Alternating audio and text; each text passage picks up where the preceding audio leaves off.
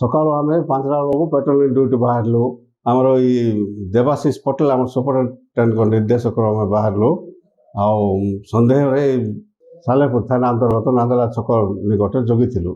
ସନ୍ଦେହରେ ବୋଲେରୋ ଗାଡ଼ି ଗୋଟେ ଆସିଲା, ତାକୁ ସନ୍ଦେହରେ ତଲାସ କରିବାରେ ତା ପାଖରୁ ଗଞ୍ଜେଇ ଜବତ ହେଲା 21 କେଜି 500 ଗ୍ରାମ ଗଞ୍ଜେଇ।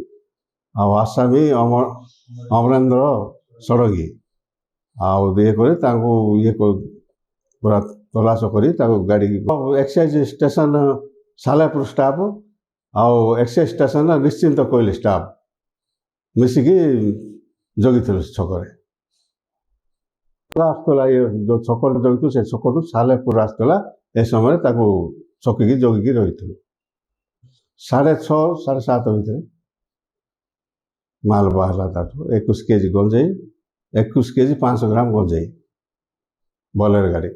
ଆସାମୀକି ଧରିକି ତାକୁ ପ୍ରୋସେସ୍ ତାର ଇନଭେଷ୍ଟିଗେସନ୍ ସବୁ ସରି କୋର୍ଟ ପାରୋଲ କରିବା ପାଇଁ ରେଡ଼ି କରୁଛୁ।